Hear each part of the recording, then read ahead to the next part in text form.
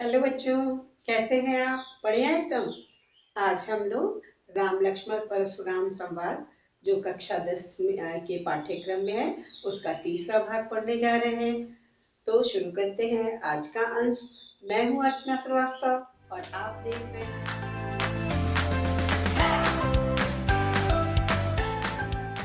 शुरू करते हैं आज का अंश। पहले इसका उच्चारण। बिहर सुलखन बोले मृदुबानी, अहो मुनि सुमहा भट मानी। पुनि पुनि मोहि दिखाव कुठारु, चढ़त उड़ावन फूंक पहारु। इहाँ कुम्हड़ बतिया को नाही, जे तर्जनी देखी मर जानी।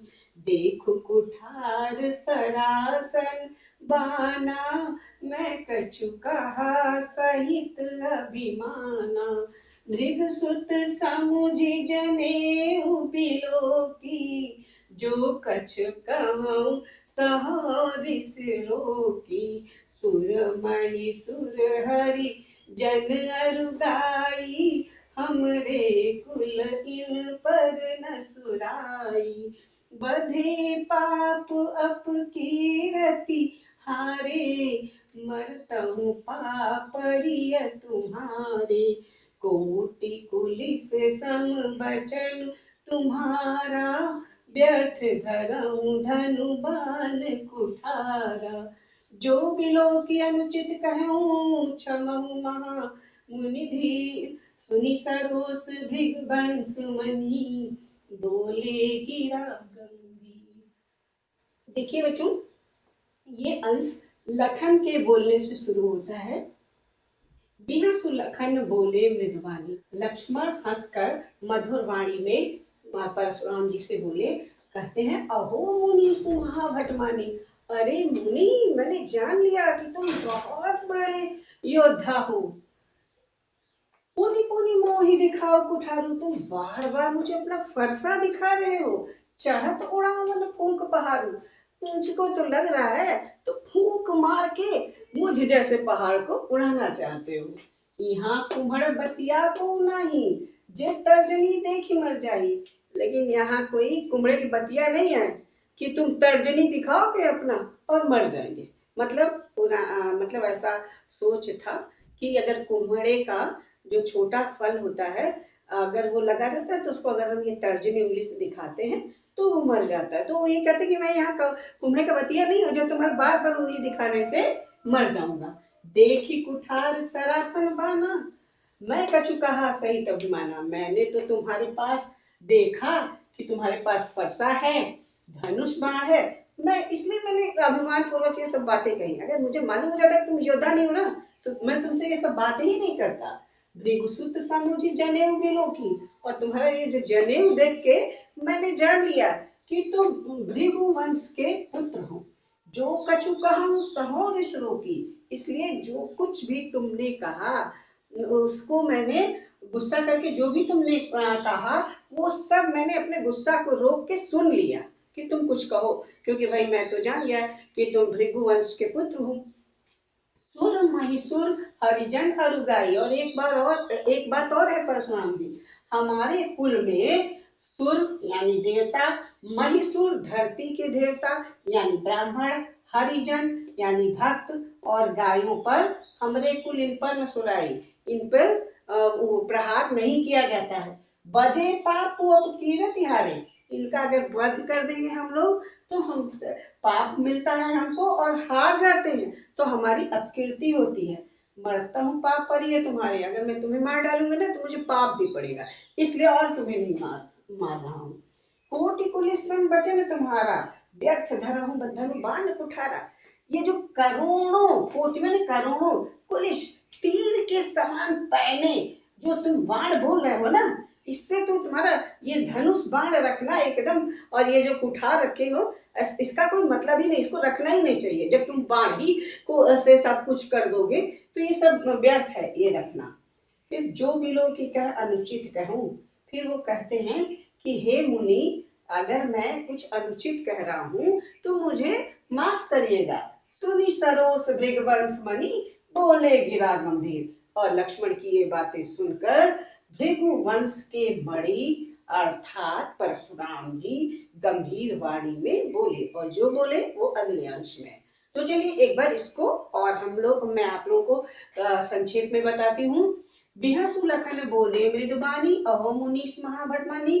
हे लक्ष्मण ने हंसकर मृदुल वाणी में कहा, अरे मुनि, मैंने जान लिया कि तुम बहुत बड़े योद्धा हो। बार बार मुझे तुम अपना फरसा दिखा रहे हो, और लेकिन इससे तुम ना लग रहा है पहाड़ को उड़ाना चाह रहे हो, मुझ पहाड़ को फूंक मार के उड़ाना चाह रहे हो। यहाँ कुम्हड़ बतिया को उड़ाई, लेकिन यहाँ कोई कुम्हे का बतिया नहीं है जो तुम्हारी तर्जनी बस तुम्हारे बोलने से कुछ हानि हो जाए। हमें कुछ नहीं होगा, जे तर्जनी देख मर जाए, कुमड़े के बतिया नहीं हो कि तुम्हारी उंगली देख के मैं मर जाऊंगा। देखी कुठार सरासन बना, मैंने तो देखा तुम्हारे पास फरसा है, धनुष है, बाण है, इसलिए मैंने अभिमान पूर्वक ये सब बातें तुम्हारे सामने रखी।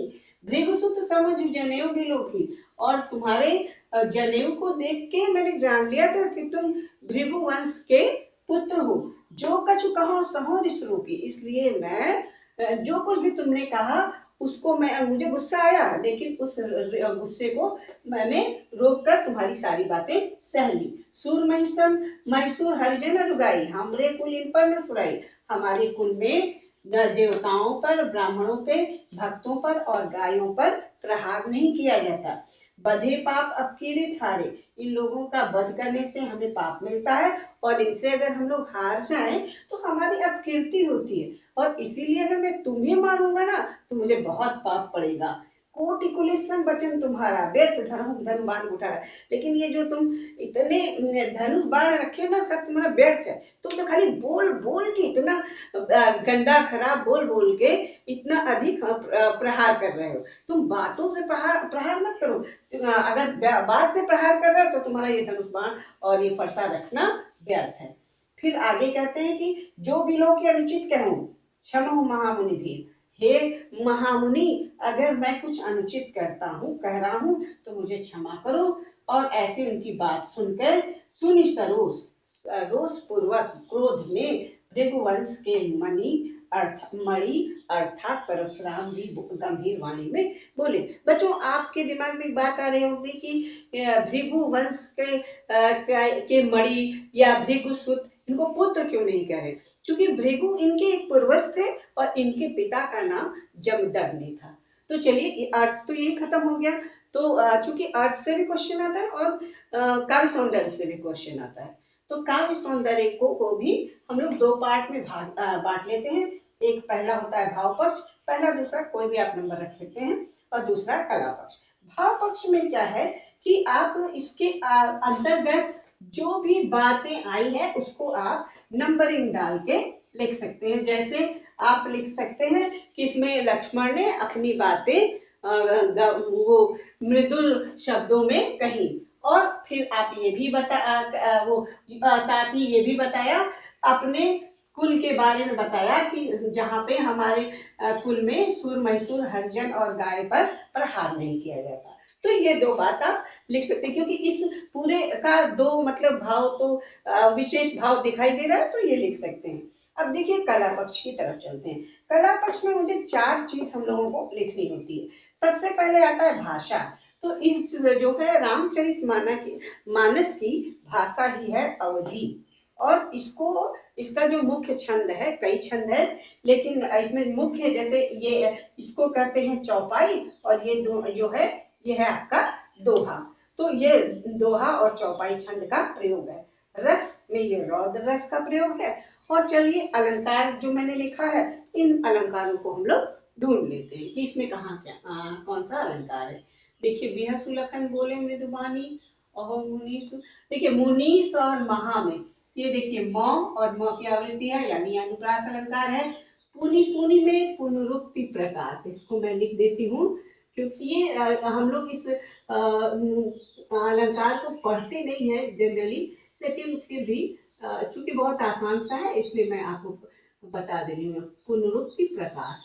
और फिर उसके बाद वाली लाइन में देखिए, मोहि दिखाओ कुठारो, चढ़त उड़ाउन खूब पहाड़ इसमें भी नहीं दिखाई दे रहा है। इमर यहाँ कुम्हड़ बतिया को नाही जे तर्जनी देखी मर जानी, देखी कुठार सरासन बाना, कछु कहा क की आवृत्ति यहाँ पे है। और भृगुसुत समुझ जनेऊ बिलो की जो कछु कहूँ, देखिए कछु कहूँ में भी यहाँ पे है।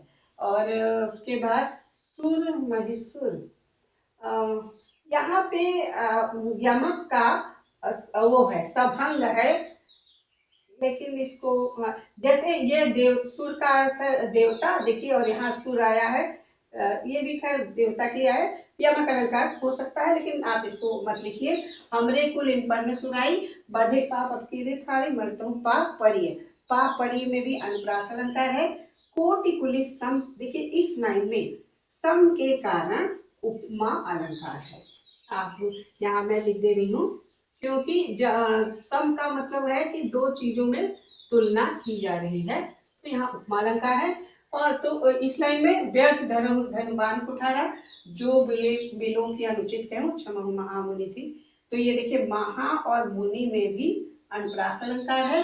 सुनि सरोस भृगवंश मणि, बोले गिरा गंभीर, ग की यहाँ आवृत्ति हुई है, इसलिए यहाँ अनुप्रास अलंकार है।